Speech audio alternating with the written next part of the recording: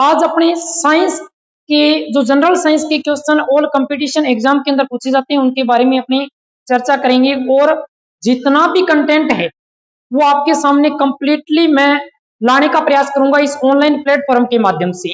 तो SSC GD है, पटवार है, ग्राम सेवक है, रीट है और इसके अलावा जो सेकंड ग्रेड फर्स्ट ग्रेड के अंदर और आरएस एग्जाम के अंदर पूछे जाने वाले जो साइंस के मोस्टली इंपोर्टेंट क्वेश्चन है उनके बारे में भी अपनी कंटिन्यू डिस्कस करते रहेंगे।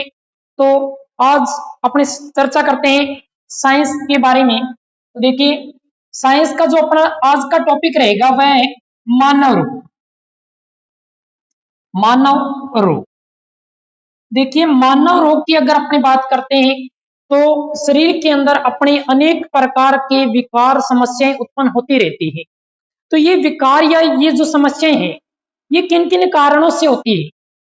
कुछ विकार तो ऐसे होते हैं, कुछ बीमारियां या कुछ रोग ऐसे होते हैं जो पीढ़ी दर पीढ़ी चलते रहते हैं, मतलब अपने माता पिता में भी थे, अपने में भी है और आगे आने वाले समय में अपनी होने वाली जो संतान होती है उनके अंदर भी इनके गुण देखने को मिलते हैं, इनके लक्षण देखने को मिलते हैं।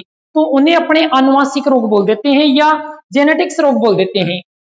और इसके बाद कुछ रोग ऐसे होते हैं जो एक व्यक्ति के शरीर से दूसरे व्यक्ति के शरीर में फैल जाते हैं, जिन्हें अपने क्या बोल देते हैं, संक्रामक रोग। तो देखिए आज अपने मानव रोग की चर्चा कर रहे हैं और मानव रोग हैं वह कितने प्रकार के होते हैं। मानव रोग 3 प्रकार के होते हैं। पहला है आनुवंशिक रोग। आनुवंशिक रोग या इन्हें अपने बोल देते हैं जन्मजात रोग। क्या बोल देते हैं, जन्मजात रोग। इसके बाद देखिए आनुवंशिक रोग होते कौन से, जो पीढ़ी दर पीढ़ी चलते रहते हैं, मतलब एक पीढ़ी से दूसरी पीढ़ी में वंशानुगत होते रहते हैं, उन्हें अपने क्या कहा जाता है, आनुवंशिक रोग कहा जाता है। जैसे आनुवंशिक रोगों के अंदर आ जाते हैं सिंड्रोम रोग हो गया। अब देखो ये सिंड्रोम रोग है क्या। सिंड्रोम रोग कहते हैं कि जो सामान्य मनुष्य के अंदर गुणसूत्रों की संख्या होती है वह कितनी होती है, 46 होती है, जिसमें से 22 जोड़े मतलब 44 गुणसूत्र तो क्या होते हैं, अलैंगिक गुणसूत्र होते हैं जो नर और मादा में समान रूप से पाए जाते हैं। जबकि 2 गुणसूत्र ऐसे होते हैं जिनके द्वारा क्या होता है, लिंग का निर्धारण होता है। और लिंग का निर्धारण करने वाले गुणसूत्र क्या कहलाते हैं, लैंगिक गुणसूत्र कहलाते हैं। तो देखिए टोटल गुणसूत्र मनुष्य में कितने होते हैं, 46। या तो इनकी संख्या कितनी हो जाए, घटकर 45 हो जाए, या इनकी संख्या बढ़कर कितनी हो जाती है, 47 से 48 हो जाती है। तो देखिए गुणसूत्रों की संख्या में क्या हो रहा है, परिवर्तन हो रहा है। या तो क्या होगी, कमी हो गई, या इनके अंदर वृद्धि हो गई, या किसी गुणसूत्र का कुछ भाग क्या हो गया, विलोपित हो गया। तो उसकी वजह से जो रोग उत्पन्न होते हैं उन्हें हम क्या बोल देते हैं, सिंड्रोम रोग बोल देते हैं।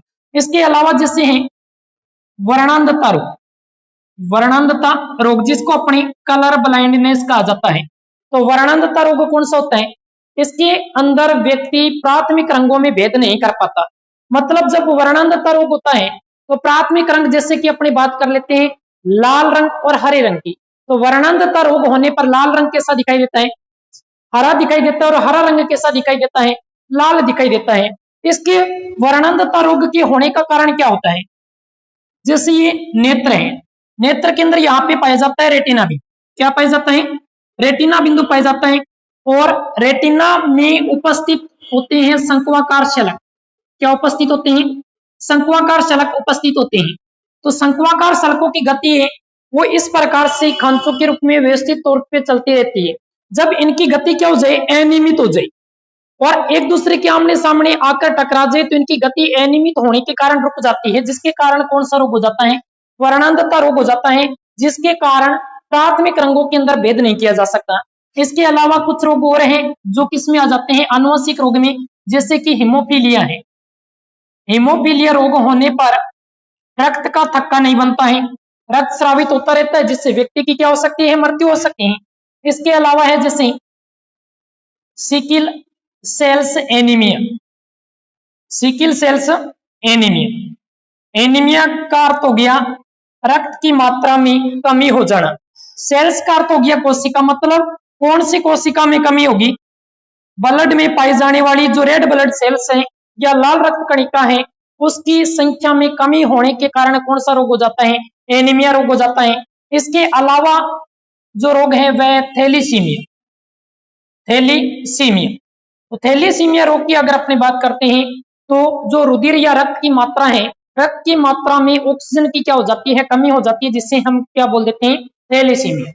इसके बाद अपने दूसरे प्रकार की बात करते हैं, वह है संक्रामक रोग। कौन से रोग? संक्रामक रोग। अब देखिए संक्रामक रोग कौन से होते हैं? ये वे रोग होते हैं जो एक व्यक्ति के शरीर से दूसरे व्यक्ति के शरीर में फैल जाते हैं, और फैलने का माध्यम क्या हो सकता है? वायु हो सकती है, दूषित जल हो सकता है, दूषित भोजन हो सकता है। इनके माध्यम से ये एक व्यक्ति के शरीर से दूसरे व्यक्ति के शरीर में चले जाते हैं। और इन संक्रामक रोगों को कितने भागों में विभाजित किया गया है? पहला है जो है वायरस जनित, वायरस या विषाणु जनित रोग, विषाणु जनित रोग। इसके बाद दूसरा है जो है जीवाणु जनित रोग, मतलब वे रोग जो जीवाणुओं के द्वारा फैलते हैं उन्हें बोलते हैं जीवाणु जनित रोग। इसके अलावा जो तीसरा टाइप है वह प्रोटोजोआ जनित रोग, मतलब वे रोग जो प्रोटोजोआ के कारण एक शरीर से दूसरे व्यक्ति के शरीर में फैलते हैं, क्या कहलाते हैं? प्रोटोजोआ जनित रोग। और नंबर 4 है वह कवक जनित, या इनको अपने फंगिस रोग भी कहा जाता है, या फंफूद जनित रोग भी बोलते हैं। तो जो कवक या फंगस या फंफूद के जरिए एक शरीर से दूसरे व्यक्ति के शरीर में फैलते हैं वे क्या कहलाते हैं? कवक जनित रोग कहलाते हैं। इसके अलावा जो पांचवा टाइप है वह कृमि जनित रोग, कृमि जनित रोग जो कृमि के माध्यम से फैलते हैं। तीसरा जो टाइप आता है वह है असंक्रामक रोग, असंक्रामक रोग। तो देखिए असंक्रामक रोग कौन सी होते हैं? ये वे रोग होते हैं जो फैलते नहीं, जो फैलते नहीं। और नहीं फैलने का कारण क्या होता है कि संक्रामक रोग तो फैलते हैं, फैलने का कारण क्या होता है कि इनका क्या होता है? रोगवाहक होता है। क्या होता है? रोगवाहक होता है। जबकि असंक्रामक रोग के रोगवाहक नहीं होते, रोगवाहक नहीं होते। और रोगवाहक नहीं होते जिसके कारण ये एक व्यक्ति के शरीर से दूसरे व्यक्ति के शरीर में नहीं जा सकता, तो क्या कहलाएगा? असंक्रामक रोग कहलाएगा। असंक्रामक रोग की श्रेणी में अगर अपनी बात करते हैं तो इसमें जो पोषक तत्वों की कमी के कारण जो रोग होते हैं, जैसे विटामिन की कमी के कारण, प्रोटीन्स की कमी के कारण, खनिज लवणों की कमी के कारण, जैसे कि प्रोटीन की कमी के कारण हो गया, ठीक है, कार्बोहाइड्रेट की कमी के कारण हो गया, ये इनकी अधिकता के कारण हो गए। तो ये जो पोषक तत्वों के कारण होने वाले रोग है ये भी किसकी श्रेणी में आते हैं? संक्रामक रोग की श्रेणी में आते हैं। तो समझा आगे बात, मानव रोग को कितने भागों में बांटा गया है? 3, आनुवंशिक रोग, संक्रामक रोग और असंक्रामक रोग। समझा आगे बात। अब अपने चलते हैं आगे, प्रत्येक रोग को अपने पूर्ण रूप से डिस्क्राइब करते हुए एक एक रोग को पढ़ेंगे। तो देखिए अपने स्टार्ट करते हैं आनुवंशिक रोग। आनुवंशिक रोग,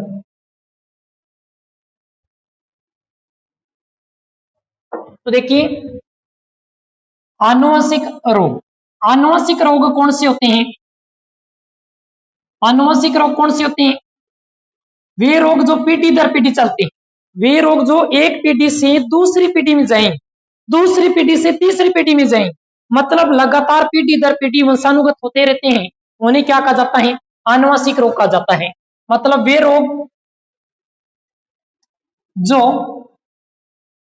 पीढ़ी दर पीढ़ी वंशानुगत होते हैं, पीढ़ी दर पीढ़ी वंशानुगत होते हैं, उन्हें अपने क्या बोल देते हैं? आनुवंशिक रोग बोल देते हैं, या इन्हें अपने क्या बोल सकते हैं? जन्मजात रोग भी बोल सकते हैं। तो देखिए आनुवंशिक रोग की श्रेणी में कौन कौन से रोग आ जाते हैं? अभी अपने चर्चा की थी, सिंड्रोम रोग, वर्णांधता हो गया, इसके बाद सिकिल सेल्स एनीमिया हो गया, सिकिल सेल्स एनीमिया। इसके अलावा अपने बात की थी हेमोफीलिया रोग, हेमोफीलिया रोग। इसके बाद अपने बात की थी थैलीसीमिया रोग, थैलीसीमिया रोग। तो ये वे रोग हैं जो पीढ़ी दर पीढ़ी क्या होते हैं, वंशानुगत होते हैं, तो इन्हें क्या कहा जाएगा, आनुवांशिक रोग या जन्मजात रोग कहा जाता है। समझा गई बात। अब देखिए, अब अपनी चर्चा करते हैं किसकी, सिंड्रोम रोग की। सिंड्रोम रोग, तो सिंड्रोम रोग कौन से होते हैं? देखो, सिंड्रोम रोग की अगर अपनी बात करें तो एक सामान्य मनुष्य में गुणसूत्र कितने होते हैं, 46 होते हैं। सामान्य मनुष्य में गुणसूत्रों की संख्या कितनी होती है, 46। गुणसूत्र कितने पाए जाते हैं, 46 गुणसूत्र पाए जाते हैं। अब इन 46 गुणसूत्रों में से 44 गुणसूत्र मतलब 22 जोड़े गुणसूत्र क्या होते हैं, नर और मादा में क्या पाए जाते हैं, समान रूप से पाए जाते हैं। नर और मादा में क्या पाए जाते हैं, समान रूप से पाए जाते हैं। इन्हें क्या कहा जाता है, अलैंगिक गुणसूत्र कहते हैं। क्या कहते हैं, अलैंगिक गुणसूत्र कहा जाता है। अब देखिए, बच्चे कितने गुणसूत्र, 2 गुणसूत्र बच गए। 2 गुणसूत्र कौन कौन से, एक्स और वाई गुणसूत्र। ये दोनों गुणसूत्र क्या कहलाते हैं, लैंगिक गुणसूत्र कहलाते हैं। क्या कहलाते हैं, लैंगिक गुणसूत्र कहलाते हैं। तो देखिए, लैंगिक गुणसूत्र कौन से होते हैं, जो किसका निर्धारण करते हैं, लिंग का निर्धारण करते हैं कि लड़का होगा या लड़की होगी। अब देखिए, किस प्रकार से पता चलता है कि जो एक्स गुणसूत्र होता है, एक्स गुणसूत्र किसका होता है, मादा का द्योतक होता है, और जो वाई गुणसूत्र होता है ये किसका द्योतक होता है, नर का द्योतक होता है। मतलब अगर अपनी बात करें सिंड्रोम रोग की, तो सिंड्रोम रोग कौन सा होगा कि एक सामान्य मनुष्य में गुणसूत्रों की संख्या कितनी है, 46। या तो ये घटकर कितनी हो जाए, 45 हो जाए, या ये बढ़कर कितनी हो जाए, 47 या 48 हो जाए, या किसी गुणसूत्र का कोई भाग क्या हो गया, विलोपित हो गया। तो इन कारणों से जो रोग उत्पन्न होंगे उन्हें क्या कहा जाएगा, सिंड्रोम रोग कहा जाएगा।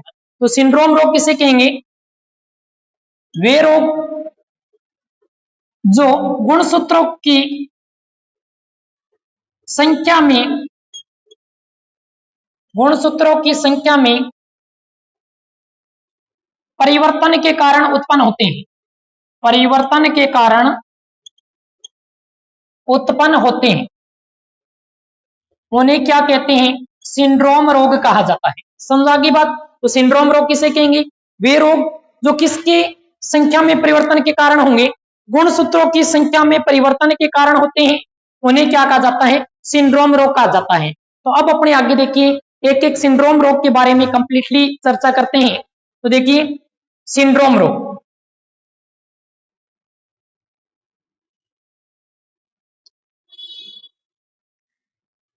देखिए सिंड्रोम रोग कौन कौन से हैं।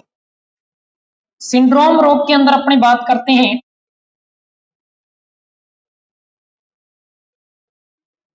सबसे पहले पहला जो रोग है वह है क्राइचुकेट रोग। क्राइचुकेट, क्राइचुकेट, क्राई का अर्थ क्या होता है, चिल्लाना। क्राई का अर्थ क्या हो गया, चिल्लाना। केट का अर्थ क्या होता है, बिल्ली। मतलब ये जो रोग है ये सामान्यतः किसमें होता है, बच्चों में होता है। किसमें होता है, बच्चों में होता है। और बच्चों में होने का कारण क्या है कि मानव के अंदर टोटल गुणसूत्र कितने होते हैं, 46 होते हैं। टोटल गुणसूत्रों की संख्या कितनी होती है, 46। अब देखिए 46 में जो 5वां गुणसूत्र है, 5वां गुणसूत्र, तो 5वें गुणसूत्र का कुछ भाग क्या हो जाता है, विलोपित हो जाता है। मतलब मान लो ये 5वां गुणसूत्र है, 5वें गुणसूत्र का कुछ भाग यहां से क्या हो गया, विलोपित हो गया। तो ये जब 5वें गुणसूत्र का कुछ भाग विलोपित होता है तो उसके कारण कौन सा रोग होता है, क्राइचुकेट रोग होता है। तो 5वें गुणसूत्र में विलोपन के कारण कौन सा रोग होता है, क्राइचुकेट रोग होता है।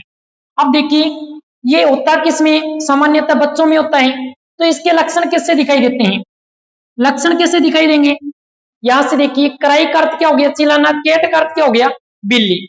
मतलब बच्चे जब रोते हैं तो किसकी तरह आवाज करते हैं, बिल्ली की तरह आवाज करेंगे। तो रोने के समय बिल्ली की तरह आवाज आना, बिल्ली की तरह आवाज आना। बिल्ली की तरह आवाज आना। अब देखो बिल्ली के चेहरे पर बुरे बुरे बाल उगाते हैं, ठीक उसी प्रकार चेहरे पर बुरे बाल उगाना, बुरे बाल उगाना, और जो बिल्ली का चेहरा है वो यहां से क्या होता है, बड़ा होता है। ठीक उसी प्रकार बच्चे का भी चेहरा यहां से क्या हो जाता है, फूलकर बड़ा हो जाता है। तो चेहरा बड़ा हो जाना, बड़ा हो जाना। अब देखिए ये एक कौन सा रोग है, सिंड्रोम रोग है। क्राइचोकेट रोग जो बच्चों में होता है, किस कारण से होता है, पांचवें गुणसूत्र में विलोपन के कारण होता है। लक्षण किससे दिखाई देते हैं, रोने के समय बिल्ली की तरह आवाज आएगी, चेहरे पर भूरे बाल उगाते हैं, चेहरा क्या हो जाता है, बड़ा हो जाता है। लेकिन ये एक सिंड्रोम रोग है, इसे अपनी किस श्रेणी में रखा गया है, आनुवंशिक रोग की श्रेणी में रखा गया है। लेकिन यह जो क्राइचोकेट है यह वंशानुगत नहीं होता है, यह वंशानुगत नहीं होता, मतलब एक पीढ़ी से दूसरी पीढ़ी में नहीं जा सकता, क्योंकि इसको अपनी रेडियोथेरेपी होगी, कीमोथेरेपी होगी, इनके माध्यम से इनको क्या किया जा सकता है, इस रोग के जो लक्षण है उसको प्रतिबंधित किया जा सकता है। इसलिए ये एक पीढ़ी से दूसरी पीढ़ी में वंशानुगत नहीं हो सकता। समझा गई बात। अब अपने सेकंड जो रोग है सिंड्रोम रोग की श्रेणी में, उस पर चर्चा करते हैं। तो दूसरा जो रोग है वह कौन सा है, डाउन सिंड्रोम रोग। दूसरा रोग कौन सा है, डाउन सिंड्रोम रोग, डाउन सिंड्रोम रोग। अब देखिए डाउन सिंड्रोम रोग है, इसे अपने क्या बोल देते हैं, मंगोलिज्म रोग बोल देते हैं। क्या बोल देते हैं, मंगोलिज्म रोग भी कहा जाता है। अब देखो डाउन सिंड्रोम रोग होता किस कारण से है, डाउन सिंड्रोम रोग देखिए जो 21वां गुणसूत्र है, 21वां गुणसूत्र है, 21वें गुणसूत्र के साथ एक गुणसूत्र की क्या हो जाती है, वृद्धि हो जाती है।